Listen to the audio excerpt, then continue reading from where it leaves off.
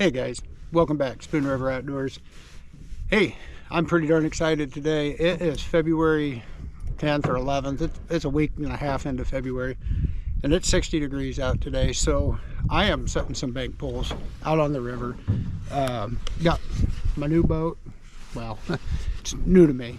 Picked up this 10-foot John last summer and never did get a chance to get it out. But we're out here now. I've got to say, this is a first for me. I've never set bank poles in February before. It's supposed to be in the mid 40s tomorrow. So I was talking to a guy, I don't know, Wednesday night, three or four nights ago. And he was talking to me about his buddies that go out on the river and set bank poles right as the ice comes off. Ice has been off here for a good week or so, so I thought I'd give her a try and we'll see what happens. I don't know how productive it's going to be, but you know what, it's 60 degrees and I'm not going to be sitting on my couch. So let's, I've got about 15 poles out now. I've got just a couple more to set. I'm running out of room. The river's still a little bit high from all the snow melt that we had. So, and I did not bring my trolling motor, so I'm out here in this boat with one canoe paddle, put in upstream, floating downstream. So it's going to be a short run. Like I said, 15 to 20 out by the time I'm done. And we'll check them the next 2 mornings and see what we get.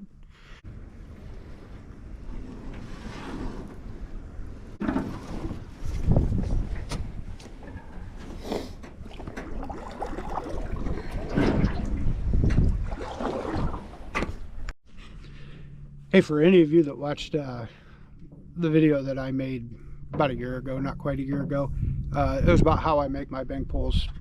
Mostly the purpose of it was to show you how I make them to keep them from getting tangled up in your truck or your canoe or your boat or whatever. So I got one more tip for you today. I'm gonna have to see where I can put this camera so that you can see what I'm doing here.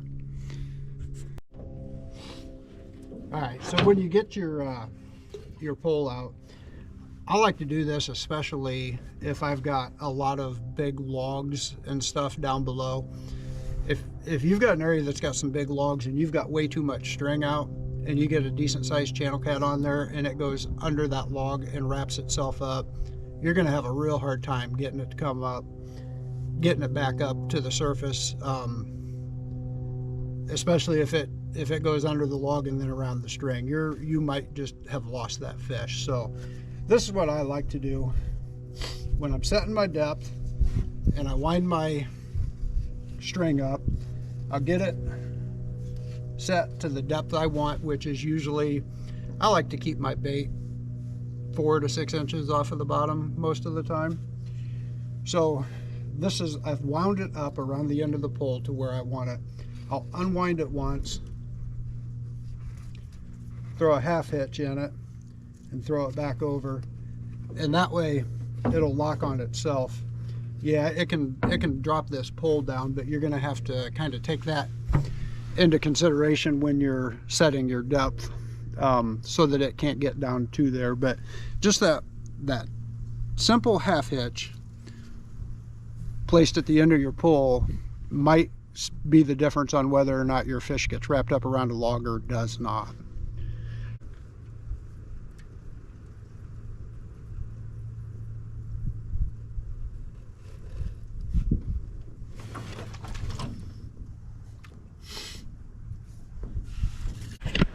My worms are looking pretty puny today. Again, it's February. Bait is tough to get. I always prefer leeches for bank poles. They're tough, leathery. You can catch multiple fish on them if you're going to be checking them throughout the night. With it being February and me not able to scavenge my own worms, I did what anyone wanting to fish in February in the Midwest does, and I went up to Casey's, grabbed a slice of pizza and a couple dozen worms. So hopefully they've got enough juice in them and enough smell to them that if something goes out cruising tonight and gets up in the shallows, we can have a chance at one.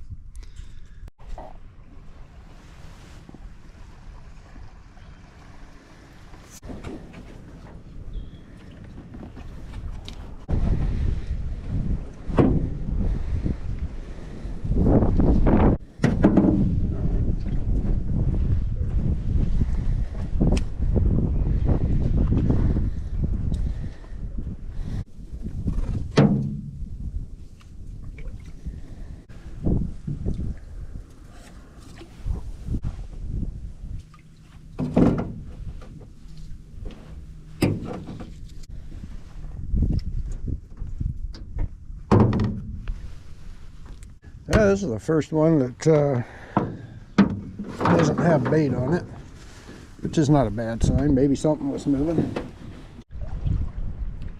Good morning. Hey, this is our first morning of checking these bank poles that we had out. We had 16 of them out. I've just floated by 15 of them, and there was nothing on it.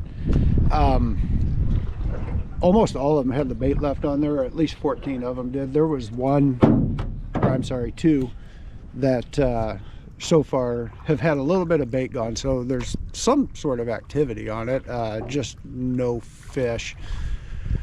Again, the purpose of this video was pretty much just to try out and see if catching catfish on bank poles is going to be worth your time when this water is as cold as it is. I'll try to remember tomorrow morning to bring a thermometer with me and see what the temp is. It's got to be 40 degrees-ish. We just had ice on here week and a half ago. A month ago, it was 75 degrees colder than it was yesterday when we set them. It was 15 below just a month ago. So high today, I think, is right around 40, 41. I don't have high hopes. We'll try it out.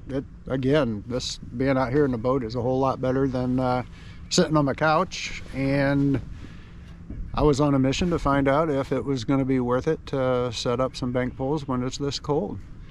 Got one more, I'll check it, and if I don't talk to you today, then we will see you tomorrow morning when we check these again.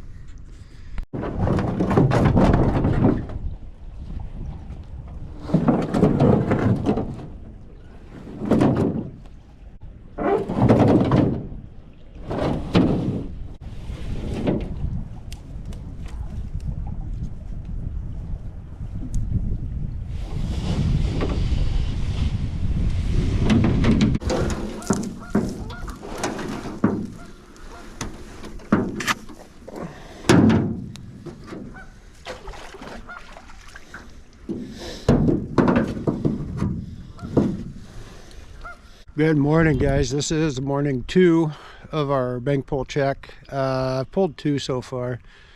Had nothing on them, still baited. It is 32 degrees outside. Let me get this pole. Hang on. Still got bait on all 3 of these poles I've checked. I can see about 6 more, and none of them are bouncing or don't even look heavy. I'm going to check this water temperature here in just a second once I get this pole yanked.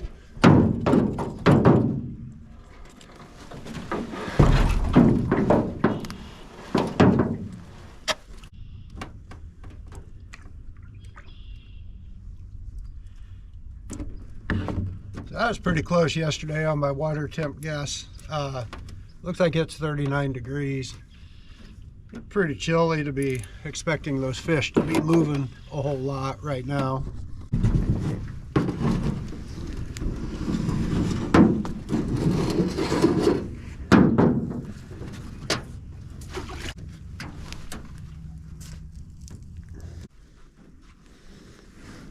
This is the same spot yesterday where I had these 2 poles. They were close together and they both had bait off of them. I can see the worm on that hole and it looked pretty whole, but this one was definitely about half of what I had on it.